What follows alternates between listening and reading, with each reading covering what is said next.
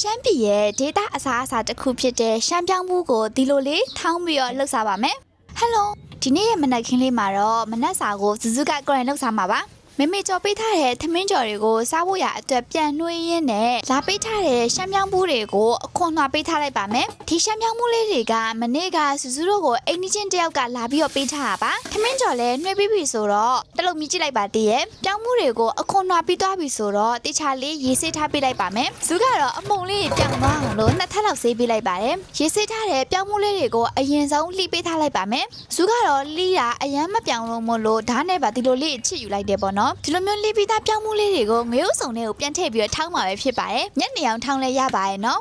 ဒီနီလန်လေးကကြတော့ဇူးကအစီအရန်ကြိုက်လို့ဆိုပြီးတော့မမေကထွင်ပြီးတော့လှုပ်ကြွေရကနေအခုကျတော့ကိုမတာကိုစားပြစ်နေတော့တာပါအကုန်လုံးကိုထောင်းပြီးသွားပြီဆိုတော့စီသက်ဖို့ရအတွက်ကြက်သွန်နီလေးကိုပြင်ဆင်ပေးထားလိုက်ပါမယ်ပုံမှန်ချက်နေကြလို့ပဲကြက်သွန်နီလေးကျွတ်လာပြီဆိုလို့ရှိရင်ပြောင်းမှုလေးတွေကိုထည့်ပါမယ်ရေကိုလည်းမှန်းပြီးတော့ထည့်ပေးထားလိုက်လို့ရပါတယ်ရှင်ပြီးတော့စားရဲ့ဟင်းချုံမုတ်ရဲ့ကိုတော့နည်းနည်းလေးပဲထည့်ပါမယ်နော်ဒီလိုမျိုးမှွေပြီးတော့စောင်းလိုက်ပြီးလို့ရှိရင်ထပ်ပြီးတော့မှွေပေးလိုက်နဲ့ရေခမ်းပြီးတော့ခပ်ပြစ်ပြစ်အနေအထားလေးရလာပြီဆိုရင်တော့မြည်ကြည့်လိုက်ပါမယ်အစမပြန်မှွေပေးမထားဘူးဆိုလို့ရှိရင်တော့ဒီဟင်းလေးကတူးသွားမှာပဲဖြစ်ပါတယ်ဒီဟင်းလေးကအချိန်နိုင်ဝက်45မိနစ်လောက်တော့ပေးရပါတယ်ကဲအခုကတော့ဒီလိုမျိုးစစ်စီးလေးနဲ့ရှမ်းမြောင်းမှုကြော်လေးကိုရလာပါပြီရှင်ထားကြပါအောင်ဇူးကတော့အရန်ကြိုက်တာမို့လို့ပိုက်ဆဆာနဲ့ဆွဲပါတော့မယ်အရသာကကြတော့ရှမ်းမြောင်းမှုရဲ့အရသာစစ်စီးလေးကိုမှတမျိုးလေးစားလို့ကောင်းတာပါ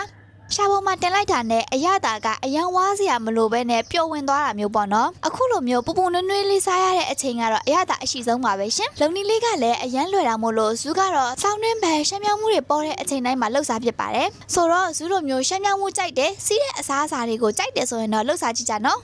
See you in the next video. Bye bye.